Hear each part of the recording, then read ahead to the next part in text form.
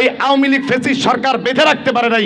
আর যখনই আমরা এই আওয়ামী লীগ ফ্যাসিস্ট সরকারের বিরুদ্ধে রাজপথে কথা বলছি, ময়দানে কথা বলছি, তখন আবার দেখবেন যারা আবার এখন লাফাইতেছে তারা আবার কইছে এরা আওয়ামী লীগের দালাল। কথা কন, এত আস্তে কনকা।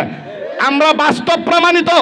যখন এই মিন্টু সন্ত্রাসের ভিতরে পায়রা চত্বরে দাঁড়িয়ে কেউ কথা বলতে পারে নাই, যখন আমি বলেছিলাম এই টুকাইরা এই জায়গায় থাকতে পারবে না, উলামা ইকরামরা এই জায়গায় থাকবে, তখন একের পর এক বহু ফোন রিসিভ করতে হয়েছিল।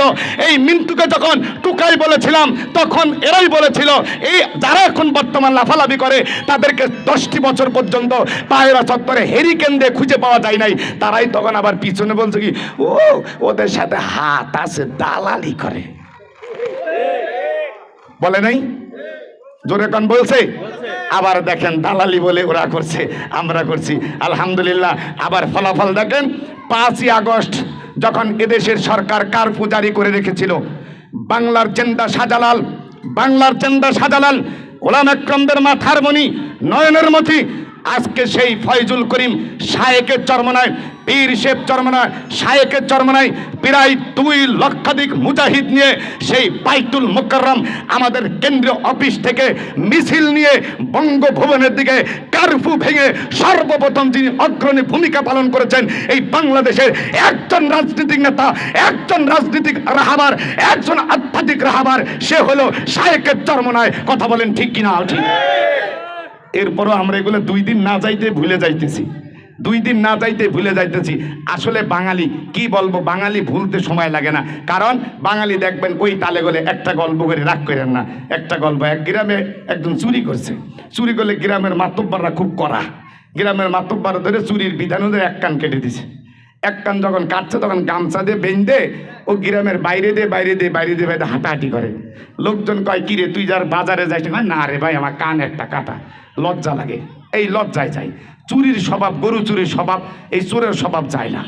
এখন কিছুদিন পরে কানের কথা ভুলে গেছে, এবার আবার গরু চুরি করছে, আবারও ধরা খাইছে।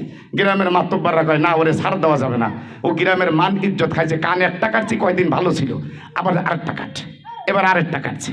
আরেকটা কান যখন কাটছে তখন ও পরের দিন দেখা যায় বাজারের মাঝখান দিয়া, গামছা টামছার কিছু নাই, বাজারের মাঝখান দিয়া পোল্ট্রি একটা মারা বাজারের মাঝখান দিয়ে যাচ্ছে।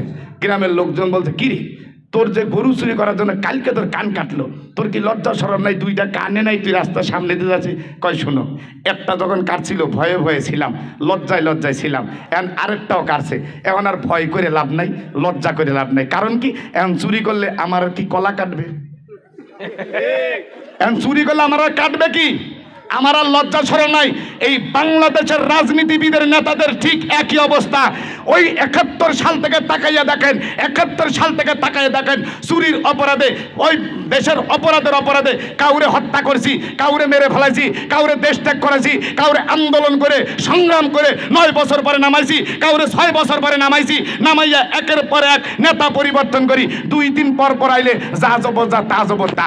আগে যেই নেতা চুরি করছে 5 বছর পর আইলে বাঙালি ভুল্লা যায় আবার ওই চুরের পিছনে ঘুরে, আবার 10 বছর পরে ক্ষমতা থাকা এই চুরি কইরা এরা আবার 10 বছর পরে ক্ষমতাতে লাভাইছে, আবার গেছে, আবার বাঙালি আবার 2 দিন না যাইতে সেই 10 বছরের কথা ভুলে যাইয়া আবার সেই চুরের পিছনে। কথা কন না?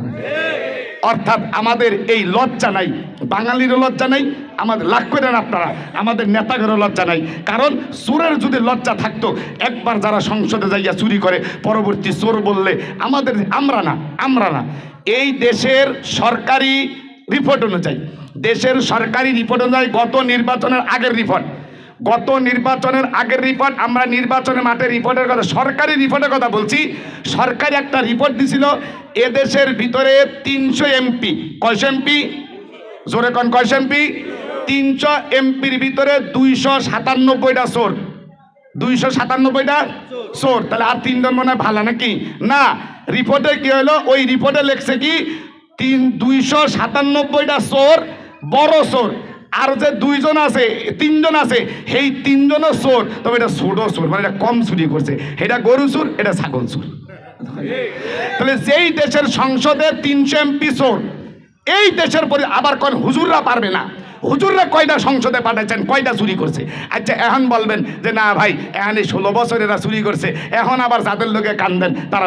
এর আগের এমপি মন্ত্রীগুলা সাধু ছিল? কথা কয় না, কথা কয় না, কথা কয় না। সাধু ছিল? দেশ পর্যন্ত মাইর খাইতে খাইতে দেশ পর্যন্ত ছাড়ছে। কথা কন না কেন?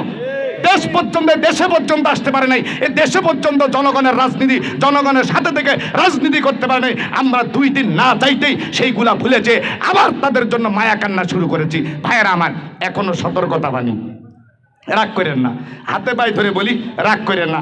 এইটা রমজান মাস, এই রমজান মাস আল্লাহ রাব্বুল আলামিন দিয়েছে তাকওয়া অর্জন করার জন্য।